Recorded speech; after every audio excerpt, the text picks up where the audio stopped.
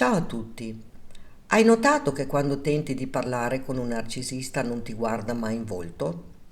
Si pone come un bambino facendo il muso e fissando il vuoto. E ti rendi conto che i suoi occhi non cambiano mai espressione, rimangono immobili, appaiono senza vita e parecchio inquietanti. Nel suo sguardo puoi leggere astio, invidia e tanta freddezza. Inoltre, se osservi bene, i narcisi sorridono solamente con la bocca e mai con gli occhi. Gli occhi sono lo specchio dell'anima, ma a quanto pare al narcisista manca proprio l'anima. Ma ti sei mai chiesta che cosa pensa un narciso quando il suo sguardo fissa il vuoto? O per quale motivo appare cinico e morto, ma nello stesso tempo dà l'impressione di essere una persona carismatica? Questi sono giochetti subdoli che attua per manipolare e dominare psicologicamente le emozioni della sua vittima empatica.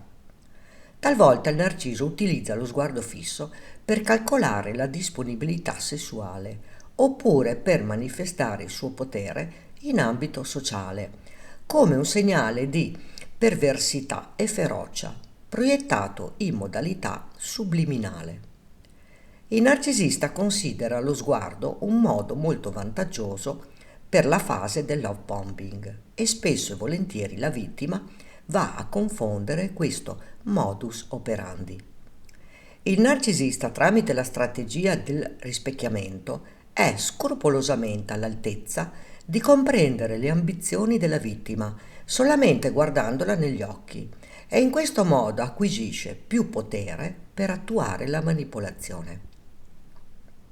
Da tenere presente che alcuni esperti in materia raccomandano alle persone di schivare lo sguardo con il narciso. Tuttavia, giunge il momento che il narcisista viene smascherato e lo specchio frantumato e la vittima si ritrova ad osservare solamente quell'abisso vuoto dell'anima del narciso. D'altra parte, l'anima del narcisista è stata deformata da tempo e gli occhi sveleranno per sempre questa atroce realtà. Tragicamente, la sola sostanza vitale che possiede il narciso è simboleggiata dalla rabbia e dall'odio. Il narcisista saprà rivolgere lo sguardo verso la vittima riversandole unicamente rancore e meschinità. Ma scopriamo velocemente come cambia lo sguardo del narciso nel corso di una relazione con la sua vittima. Il narcisista all'inizio della relazione scruta in maniera insistente la sua partner e questo può far pensare quanto sia innamorato, ma nello stesso tempo la vittima viene assalita da una strana sensazione di disagio. Durante la relazione l'espressione del narciso cambia e sfugge agli sguardi innocenti della sua compagna che a sua volta inizia a percepire un qualche cosa di inspiegabile. Alla fine della relazione, il narcisista inizia a fissare la propria vittima in maniera sinistra, tanto da farle avvertire una sorta di pericolo. Queste sono le tre fasi che il narciso attua attraverso lo sguardo per ingannare le sue vittime.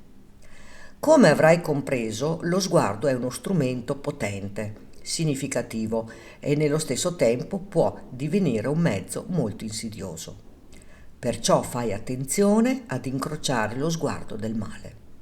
Per approfondire questo argomento ti consiglio di visionare il video Il linguaggio del corpo del narcisista. E tu che cosa ne pensi? Scrivilo qui sotto nei commenti.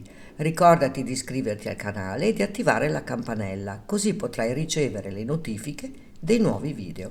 Grazie per avermi seguita.